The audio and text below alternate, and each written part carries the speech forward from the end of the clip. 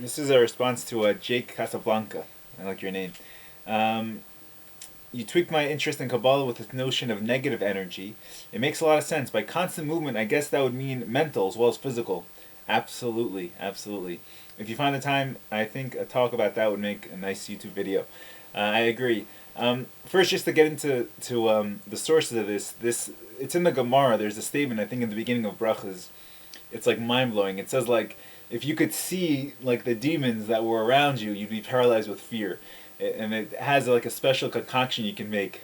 Guys who just start yeshiva always want to make this thing. It's like some special potion that if you put it into your eye, you could see all kinds of negative forces.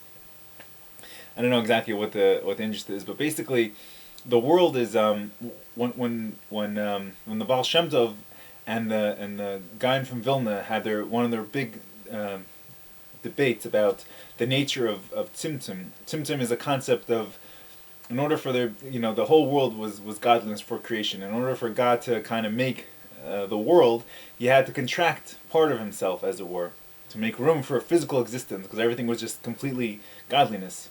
So that's called tzimtzum. So the first tzimtzum is a big matter of debate in Kabbalah. The guy from Vilna came out and said Tzimtzum it should be understood simply, like God contracted himself and basically made room for the worlds to exist, for the worlds up until this gross physical coarse world that you can see with your eyes to exist.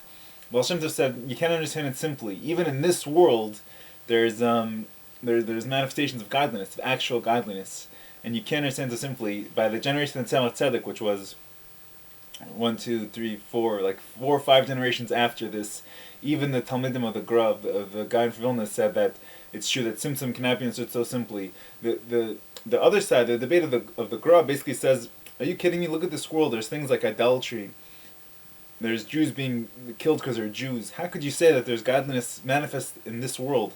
And if it is manifest in this world, on what level? Is every level the same? I mean, how could you say he's in a shul, but he's not in a basic kisei in a restroom? How could you make these kinds of assumptions? Who are you to contract God and to define where God and where God isn't? It's a very deep concept, but basically, the world, the way God nurtures the world and gives life and sustains the world is through um, um, chain-like descent of like a passing of energy, let's say. So it comes from like the first world that we know of is called Atzilus. So Atzilus is basically a world where it's all godliness.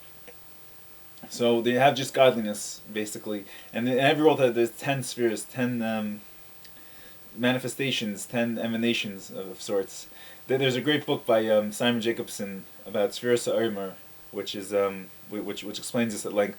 Basically, from Atzilus it goes to Berea, which is a world of creations. There's like souls of righteous people and angels. Those things you'll already recognize.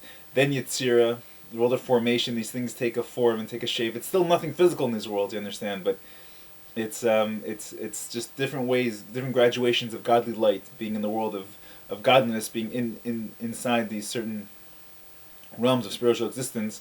And then finally there's Asiya. Asiya is the world of action when things actually happen. And the Asiya Gashmi, this gross physical world, physical Asiya, which is what we see. And basically the world is you can choose to be sustained from what's called positive energy, what's called holiness, sanctified energy, or what's negative energy. And people always ask, like, why would you make such a world? There's an even better question. It says in Midrash Tanchuma, Parshas Nasai, the famous Tanya, what Tanya quotes is that Hashem had lust, had a desire to have himself a dwelling place in this, the lowest world. So if you were going to create many worlds, why would you choose to desire to be in this world? So the thought, one of the thoughts we give that we can't, it says my thoughts aren't your thoughts. The prophet says about us and God, and not one thought can grasp God. So we can't understand God on any level. But one thing of creation you can see is that when he chose to create man, the last part of creation, this was when actually creation became something. This was when creation became like a gamble, like a play, like a game, like this is when he showed his vested interest in creation was only with the advent of man. Because he granted within man free will. Animals don't have a free will. Animals basically do what their intuition tells them to, and there's no semblance of logic or reasoning. They just basically they do what they have to do. They're kind of like angels. They have no range of free will. This is when an animal mauls a man. it's because he deserves it on some level. And they're really like emissaries. But man is granted this free will. We can choose to either connect to godliness, or we can choose to disconnect from godliness, and each one with its own ramifications. So that a person like a Jew, for example, will go and to say, I'm going to eat everything that's on the planet. I'm not going to make a distinction between kosher and not kosher, even though I know God has made the distinction, because of taste, because of to show God that He's not going to be able to harm me. Man thinks of all kinds of reasons why not to listen to God. So he goes and he nurtures himself from what's called usr. Usr means like forbidden energies, like that of a clam or a pig or something like this. And he eats from it, and he sees he's not, it's not unhealthy for him per se. Some of it is unhealthy, but it's not that it's unhealthy. It doesn't kill him right away, and he sees he gets away with it. So intellectually he decides there's nothing wrong with this, and it's part of my diet. What's going on behind the scenes is a whole configuration of spiritual worlds that are being decided and calculated based on man's action in the physical world. The fact that man has a free will and he can design, he can choose, he can focus his attention on doing what God has ordained him to do. God not ordained. God has directed him to do by keeping the commandments, or he can transgress. He can actually transgress the will of God. What's going on behind the scenes is man is in fact shaping the spiritual reality from above, so that you can choose to get nurtured from forbidden things, from things which are lack godliness. But what you're doing is you're disconfiguring a whole spiritual reality without even knowing about it. And it's ultimately tragic because we have so much potential. The Baal Shem Tov used to give short little, I think this is actually from the Alter Rebbe. He said, "Mashem imal memach." There's a Mishnah. Da mashem imal. Know what's from above you. An eye that sees and ears that hears, all these things. So he used to cut off the saying, "Da mashem imal mimach." What's from above you comes from you. That man has the potential to affect gross and grand spiritual changes in the supernal worlds. And he does this by choosing to be nurtured either from the side of holiness or from the side of the opposite of holiness.